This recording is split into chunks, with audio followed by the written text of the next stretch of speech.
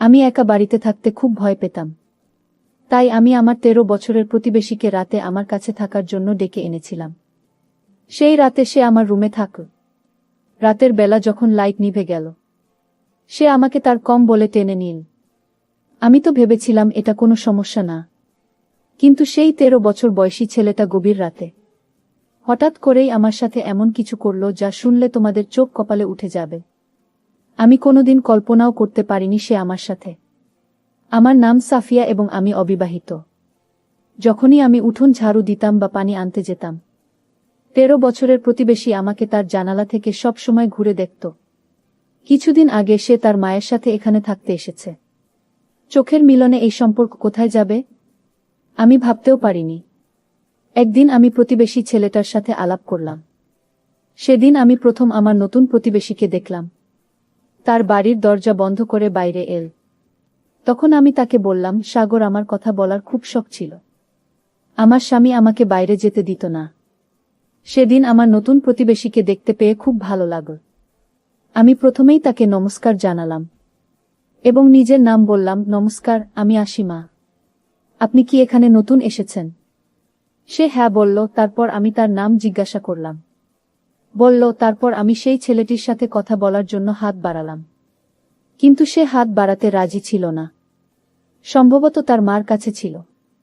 তাই তার মা বলল, তোমার আন্টিকে হাই বলো। মায়ের কথায় সে হাত বাড়ালো এবং তার নাম বলল সাগর। আমি আরও কিছু কথা বলার প্রস্তুতি নিচ্ছিলাম। তখন বলল, কখনো সময় পেলে কথা বলবো।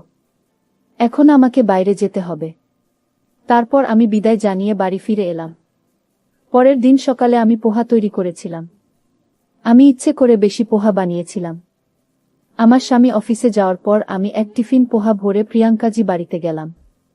আমি কথা বলতে খুব পছন্দ করতাম এবং কলোনের অন্যান্য মহিলারা চাকরি করত, ফলে তাদের সাথে কথা বলা সম্ভব হতো না। সারাদিন আমি বাড়িতে একা থাকতাম, কিন্তু এখন আমার নতুন প্রতিবেশী ছিল হাতে পোহা নিয়ে। প্রিয়াঙ্কাদের বাড়ির ঘটি বাজালাম। আমাকে দেখে কিছুটা অবাক হলেন। আমি বললাম, গুড মর্নিং প্রিয়াঙ্কাজি, আমি আপনার জন্য নাস্তা নিয়ে এসেছি। তিনি আমাকে বাড়িতে আমন্ত্রণ জানালেন। তার বাড়িতে ঢুকেই আমি জিজ্ঞাসা করলাম, সাগর কোথায়? তারপর বললাম, আপনার জন্য আমি পোহা এনেছি।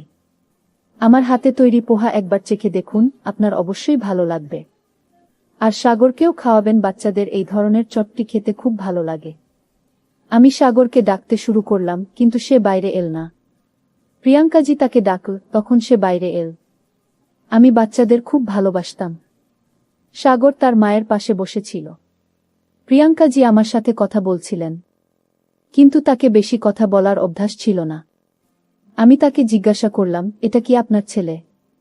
আপনি এত কম বয়সী দেখাচ্ছেন, কিন্তু আপনার 13 বছরের ছেলে আছে।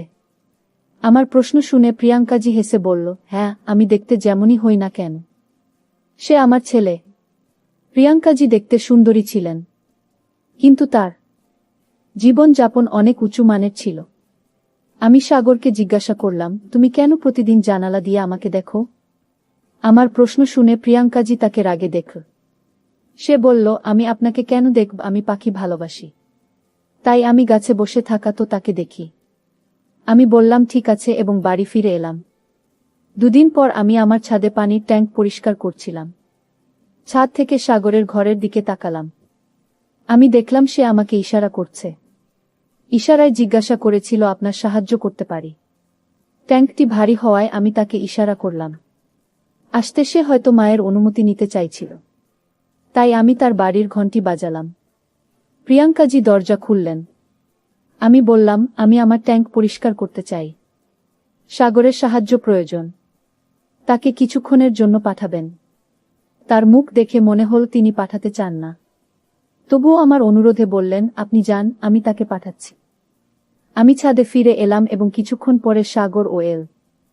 আমি বললাম, ট্যাঙ্ক পরিষ্কারের সাহায্য করো। আমি ট্যাঙ্কের দিকে ঘুরতেই সাগর আমার দিকে ফিরে তাকালো। তারপর সে অদ্ভুত কিছু কথা বলতে লাগল। আমি বুঝতে পারছিলাম না 13 বছরের ছেলেটি এভাবে কেন দেখছে। আমি বললাম, তুমি কি দেখছ? যদি কিছু বলতে চাও বলো, না হলে ট্যাঙ্ক পরিষ্কার করতে সাহায্য করো। আমি বললাম, কিছু শুনছিল না। রাগে আমি বললাম, আমি তোমাকে ট্যাঙ্ক পরিষ্কার করতে ডেকেছি।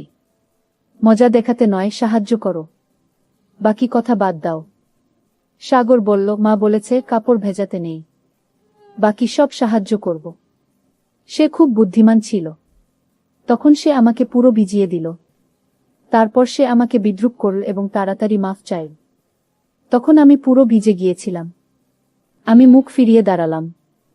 সে আবার আমার দিকে তাকালো। আমি তাকাতেই সে ইশারায় বলল, তোমায় খুব সুন্দর দেখাচ্ছে। আমরা কয়েকদিন ধরে একে অপরকে চিনতাম, কিন্তু আজ সে আমাকে সুন্দর বলছিল।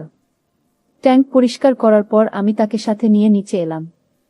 আমাকে পানি দিয়ে ভিজিয়ে দেওয়ার জন্য আমি খুব রাগান্বিত ছিলাম। তারপর সে বলল, তুমি তাহলে প্রতিশোধ নিয়ে নাও। তুমিও আমাকে ভিজিয়ে দাও পানি দিয়ে।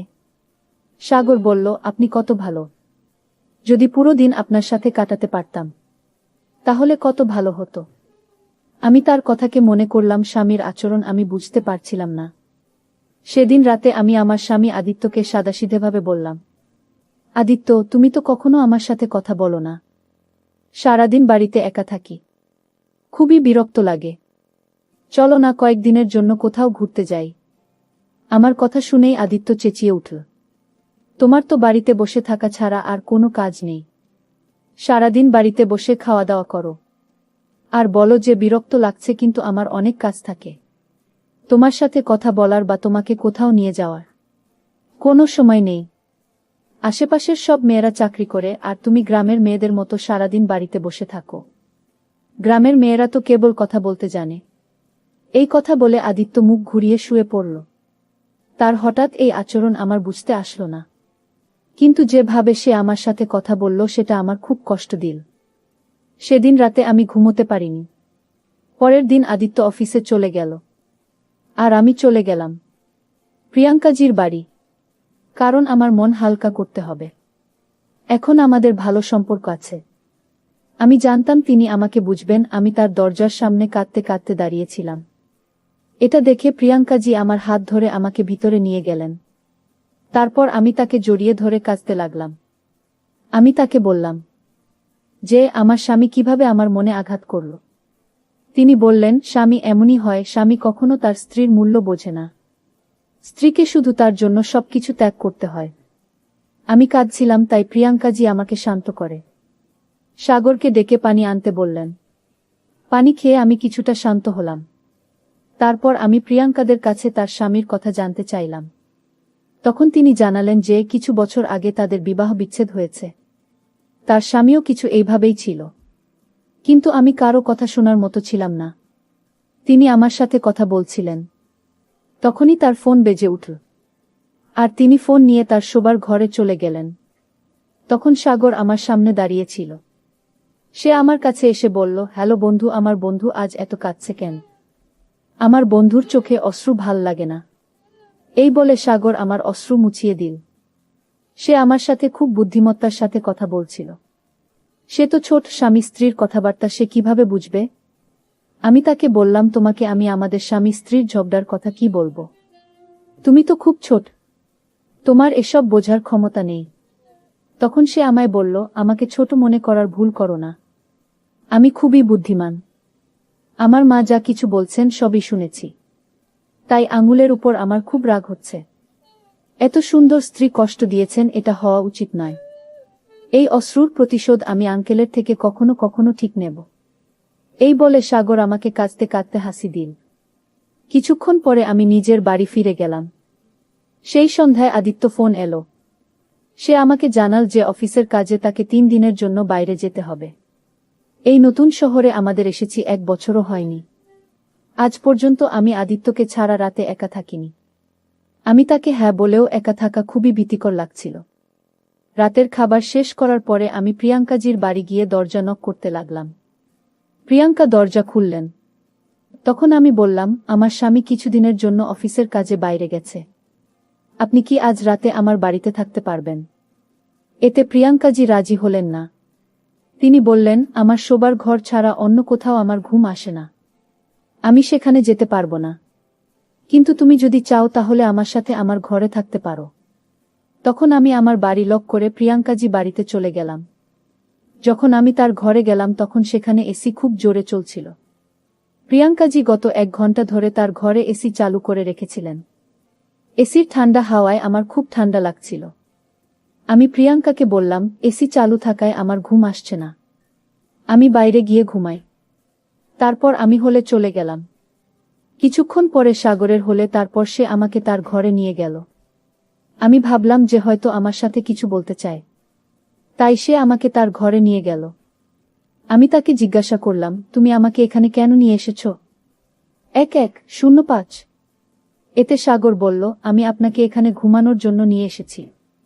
বাইরের সোফায় আপনার ঘুম আসবে না।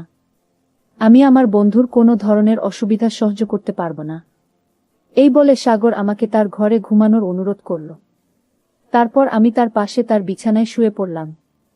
আমি শুয়ে পড়ার 7-8 মিনিট হয়নি, সাগর তার চাদর আমার উপর দিয়ে দিল। সে আমাকে তার চাদরে নিয়ে নিয়েছিল। তার এই আচরণ আমার একদম ভালো লাগছিল না। আমি সেই চাদর থেকে বের হওয়ার চেষ্টা করছিলাম, কিন্তু সে আমাকে বের হতে দিচ্ছিল না। তখনই হঠাৎ প্রিয়াঙ্কাজি সেই ঘরে এসেছিলেন। তার কারণে আমার সাগর এর কাছ থেকে রক্ষা পেলাম। আমি যে তাকে 13 বছরের ছেলে মনে করেছিলাম, তার এই রাক্ষসের মতো রূপ আমার সামনে এলো। তারপর প্রিয়াঙ্কাজি তাকে চড় মেরে বকুনি দিয়ে আমাকে সেই ঘর থেকে বের করে আনলেন। পরের দিন থেকে আমি দুইভাবে ঠিক করেছিলাম যে আর কখনো প্রিয়াঙ্কাজি বাড়িতে যাব না, কারণ সেই 13 বছরের ছেলেটি আমার সাথে যা করার চেষ্টা করছিল, তাতে আমার মনে ভয় সৃষ্টি হয়েছিল। কাল যদি সাগর আমার সাথে কিছু করত, তাহলে আমি সব সময়ের জন্য শেষ হয়ে যেতাম। সাগর কেন আমার সঙ্গে এমন করেছিল তা আমি আমার স্বামীকেও বলতে পারতাম না, কারণ আমি যদি তাকে কিছু বলতাম তাহলে আমাকেই দোষ দিত। আদিত্য সবসময় আমাকে বলতো যে আমাকে কারো সাথে বেশি কথা বলার দরকার নেই, কিন্তু আমি কখনো তার কথা শুনিনি। কাল আমি তার কথার মানে ভালোভাবে বুঝতে পেরেছিলাম। সন্ধ্যায় আমি ছাদে শুকনো কাপড় নিতে গিয়েছিলাম। তখন ভুল করে আমার নজর সাগরের ঘরে পড়ল। আমি দেখলাম সে আমাকে দেখে কান ধরে ক্ষমা চাইছে। সে ইশারায় বলছিল, দয়া করে আজ অন্তত এখানে এসো। অনেকবার আমি তাকে উপেক্ষা করার চেষ্টা করেছিলাম, কিন্তু একবার ছাদ থেকে নামার সময় আমি তার দিকে তাকালাম। তখন তার চোখে জল ছিল। সে আমার জন্য কাঁদছিল। এটা আমার মাথায় আসছিল না। সে কি আমার প্রেমে পড়ে গেছে? আমার মনে অনেক প্রশ্ন ঘুরপাক খেতে লাগল। সাগর হয়তো আমাকে কিছু বলতে চায়, বা আমার প্রতি তার প্রেম জেগেছে, সেটা তার আচরণ থেকে বোঝা যাচ্ছিল। তার ভুল আচরণ আমি বুঝতে পারছিলাম। তার এই ভুলের কথা তার মাকে জানানো প্রয়োজন ছিল, যা তিনি সময়মতো তাকে বোর্ডিং স্কুলে রেখে তার ভুল অভ্যাস ঠিক করতে পারেন। সেই রাতে আমি আবার সাহস করে প্রিয়াঙ্কাজি বাড়িতে গেলাম। তারপর আমি তাকে বললাম, আমি একা থাকার অনেক চেষ্টা করেছি, কিন্তু রাতে একা থাকা আমার পক্ষে সম্ভব নয়। সেই রাতে প্রিয়াঙ্কা যে ঘরে আমি তার সাথে কথা বলছিলাম, আমাদের পরিচয় 19 দিন হয়ে গেছে, এবং আজ প্রিয়াঙ্কাজি আমার স্বামীর সম্পর্কে জানতে চাইলেন। আপনার স্বামী কি কাজ করেন? তিনি আমাকে জিজ্ঞাসা করলেন। তখন আমি তাকে জানালাম, আমার স্বামী একজন অফিসার, আর আমি খুব বেশি পড়াশোনা জানি না, তাই আমি বড় অফিসারের পদবিগুলো জানতাম না। প্রিয়াঙ্কাজির সাথে কথা বলতে বলতে বেশ অনেকটা সময় পেরিয়ে গিয়েছিল। এমন সময় ঠান্ডা বাতাসে কাঁপতে লাগলাম এবং বাথরুমে যাওয়ার প্রয়োজন হল। প্রিয়াঙ্কা যখন তার ঘরের বাথরুমে ঢুকলেন, আর আমিও বাইরের বাথরুমে যেতে চাইছিলাম। আমি বাথরুমে ঢুকে দরজা বন্ধ করার সময় হঠাৎ সাগর ঢুকে পড়ল। তার এই আচরণ দেখে আমি আতঙ্কিত হয়ে পড়লাম। বাথরুমে 13 বছরের সেই ছেলেটি আমার সাথে যা করল, তাতে আমি পুরোপুরি কেঁপে উঠেছিলাম। ভয়ে আমি কাঁদছিলাম। সেদিন আমি তার উদ্দেশ্য বুঝতে পারলাম। আধ ঘন্টা পর প্রিয়াঙ্কাজি বাইরে থেকে দরজা নক করছিলেন। ভয়ে সাগর দরজা খুলে দিল। প্রিয়াঙ্কাজি দরজা খুলে আমাকে ভেতরে অপ্রত্যাশিত অবস্থায় দেখতে পেলেন। তিনি আমার হাত ধরে আমাকে বাইরে নিয়ে এলেন। যখন বাইরে নিয়ে এলেন, সাগর মাথা নিচু করে দাঁড়িয়েছিল। প্রিয়াঙ্কাজি তাকে চড় মারতে যাচ্ছিলেন, কিন্তু আমি তার হাত ধরে থামালাম। সাগর তখন আমার কাছে এসে কাঁদতে কাঁদতে বলল, আমি মাকে সব বলেছি, আমাকে ক্ষমা করুন। আমি তার কথায় চমকে গিয়েছিলাম। প্রথমে যখন সে আমার মুখ চেপে ধরল, আমি ভয়ে আচ্ছন্ন ছিলাম, কিন্তু পরে তার চোখের জল দেখে এবং তার কথায় আমি সত্যটা বুঝতে পারলাম। সাগর আমাকে বলেছিল প্রিয়াঙ্কাজি তাকে বন্দী করে রেখেছে। আমি তখন প্রিয়াঙ্কাকে জিজ্ঞেস করলাম, তুমি কে সাগর, তুমি তার সাথে এমন কেন করছো? এমন সময় দরজায় পুলিশ এসে পৌঁছাল। পুলিশকে আমি বাথরুমে থাকাকালীন ফোন করেছিলাম। আমার স্বামী একজন পুলিশ কর্মকর্তা ছিলেন, কিন্তু আমি প্রিয়াঙ্কাকে শুধু অফিসার বলে জানিয়েছিলাম। কেন জানি না, আমার মনে হলো না তাকে বলা দরকার যে আমার স্বামী পুলিশে কাজ করে। আমার স্বামী কিছুদিন ধরে সিভিল ড্রেসে অফিসে যাচ্ছিলেন, তাই প্রিয়াঙ্কাকে দেখে বুঝে নিয়ে তিনি পুলিশে আছেন। আমার স্বামীও প্রিয়াঙ্কার কখনো সাক্ষাৎ হয়নি। সত্যতা এই ছিল যে প্রিয়াঙ্কা সাগরের অপহরণ করেছিল। সাগরের বাবা একজন ব্যবসায়ী ছিলেন এবং প্রিয়াঙ্কা তাদের বাড়িতে কাজ করতেন। সাগর ও তার পরিবার বিদেশে যাওয়ার আগের দিনই প্রিয়াঙ্কা তাকে অপহরণ করেছিল এবং তার বাবার কাছ থেকে 10 কোটি টাকা মুক্তিপণ দাবি করেছিল। সেই টাকা না পাওয়া পর্যন্ত সেই সাগরকে নির্যাতন করছিল। পুলিশ তাকে গ্রেফতার করল। এরপর আমি সাগরকে জিজ্ঞেস করলাম, সাগর, আমাদের প্রথম সাক্ষাতেই তুমি এসব কথা আমাকে বলতে পারলে, তুমি কেন কিছু বলেননি? তখন বলল, প্রিয়াঙ্কার আমার উপর কড়া নজর ছিল। সে আমার ঘরেও ক্যামেরা লাগিয়ে রেখেছিল। শুধু তাই নয়, সবসময় মোবাইলে রেকর্ডিং চালু করে আমার পকেটে রেখে দিত, যাতে আমি কার সাথে কথা বলি সেটা সে জানতে পারে। সে আমাকে বহুবার প্রাণে মারার চেষ্টা করেছে, তাই আমি সবসময় তার ভয়ে থাকতাম। যখন আমি আপনাকে দেখলাম, তখন আমাকে সাহায্যের একটা আশা জাগল। আমি ভেবেছিলাম আপনি আমার কিছুটা সাহায্য করতে পারবেন এবং আজ আপনার জন্য আমার জীবন বাঁচল।